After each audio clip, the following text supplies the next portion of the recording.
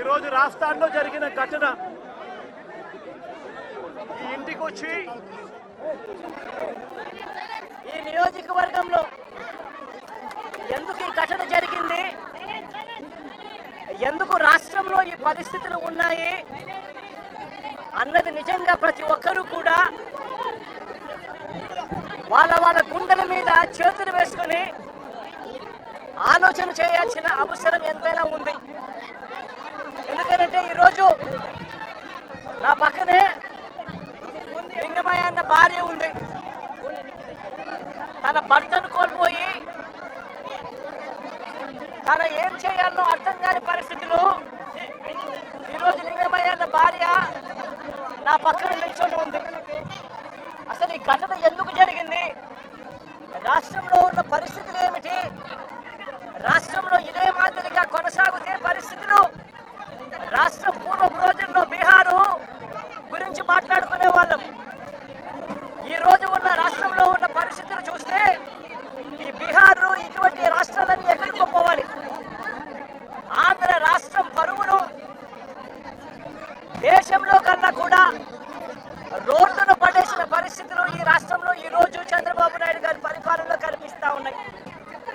నేను అడుగుతా ఉన్నా, ఇదే పెద్ద మంచి చంద్రబాబు నాయుడు గారిని అడుగుతా ఉన్నా, రాష్ట్రంలో ఇంత దిగజారిన రాజకీయ పరిస్థితులు, దిగజారిన లా అండ్ ఆర్డర్ పరిస్థితులు, రెడ్ బుక్ పరిపాలన ఎందుకు కొనసాగనిస్తా ఉన్నారు అని చెప్పి నేను అడుగుతా ఉన్నా. ఇదే రాష్ట్రంలో మొన్నటికి మొన్న 57 చోట్ల ఎన్నికలు జరిగాయి.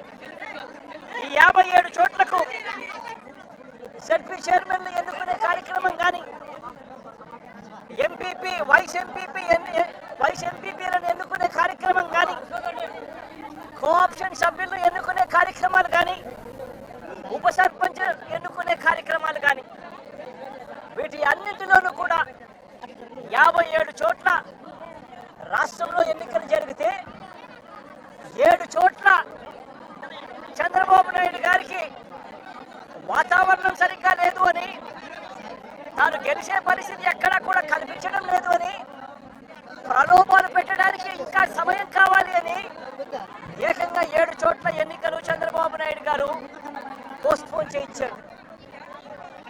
మరో 50 చోట్ల ఎన్నికలు అనివార్య పరిస్థితుల్లో, ఇక జరగక తప్పని పరిస్థితిలో, అంటే చంద్రబాబు నాయుడు గారు ఎంత భయపెట్టినా ఎంత ప్రలోభాలు పెట్టినా కూడా ఎవరు కూడా లొంగని పరిస్థితి కనిపించిన నేపథ్యంలో ఎన్నికలు జరపక తప్పని పరిస్థితిలో జరపాల్సి వచ్చింది. నేను అడుగుతా ఉన్నా, ఈ 50 చోట్ల ఎన్నికలు జరిగితే ఏకంగా 39 చోట్ల వైఎస్ఆర్సీపీ గెలిచింది. నేను అడుగుతా ఉన్నా ఇదే పెద్ద మంచి చంద్రబాబు నాయుడు గారిని, ఈ 57 చోట్లైనా కూడా చంద్రబాబు నాయుడు గారికి బలం లేదు.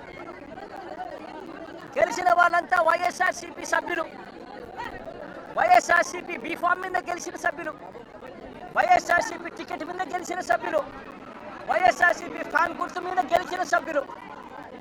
మరి ఇలాంటి చోట చంద్రబాబు నాయుడు గారికి బలం లేదని తెలిసి ఎందుకు చంద్రబాబు నాయుడు గారు హింసను ప్రోత్సహిస్తూ, ప్రలోభాలను ప్రోత్సహిస్తూ, భయపెట్టిస్తూ, పోలీసులను తన దగ్గర పనిచేసే వాచ్మెన్ల కన్నా హీనంగా కూడా వాడుకుంటూ ఎందుకు చంద్రబాబు నాయుడు గారు దిగజారిన రాజకీయాలు ఎందుకు చేస్తా ఉన్నారు చంద్రబాబు నాయుడు గారిని అడుగుతా ఉన్నా.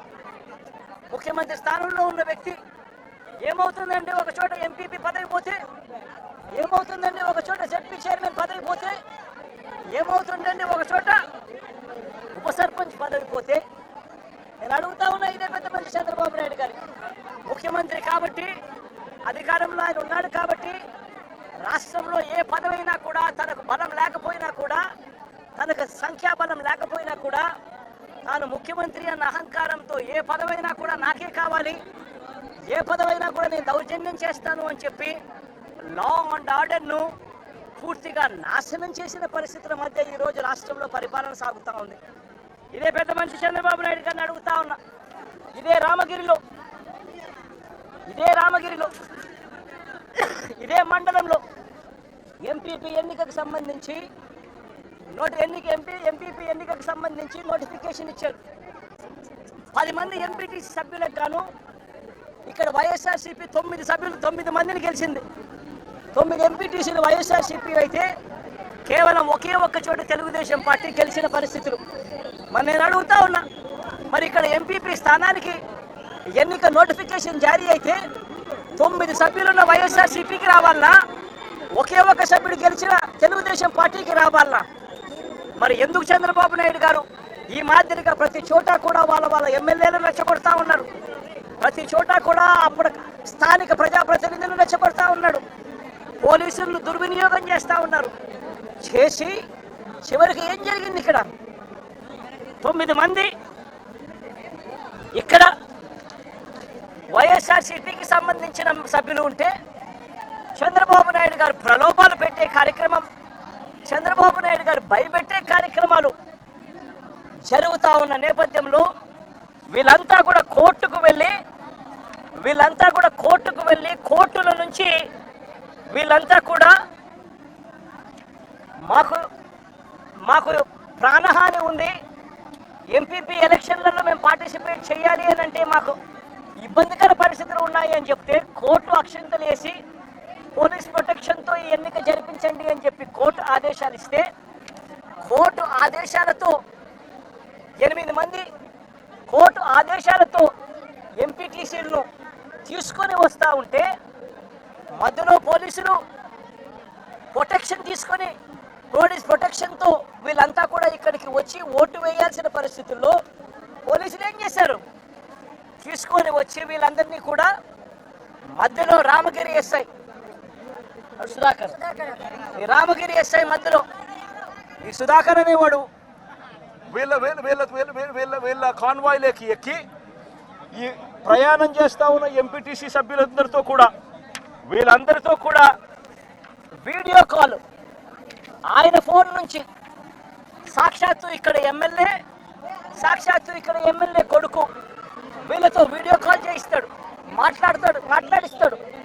చేసేటప్పుడు భారతమ్మ అని చెప్పి ఒక ఎంపీటీసీ సభ్యురాలు ఉంటే ఆ ఎంపీటీసీ సభ్యురాలకు సంబంధించిన అమ్మా నాన్న వాళ్ళిద్దరిని వాళ్ళ దగ్గర పెట్టుకొని ఆ వీడియో కాల్లో వాళ్ళ అమ్మా నాన్నను కూడా చూపించి, నువ్వు కనుక ఓటు వేయకపోతే మీ అమ్మా నాన్న వాళ్ళు ఇంటికి కూడా రారు అని చెప్పి వీడియో కాల్లో ఏకంగా బెదిరించే కార్యక్రమం జరిగింది.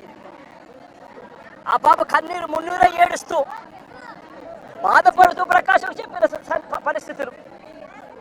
ఇలాంటి పరిస్థితిలో ఒక ఎస్ఐగా ఉన్న వ్యక్తి తాను చేసిన పని ఏమిటి? తాను వెళ్ళి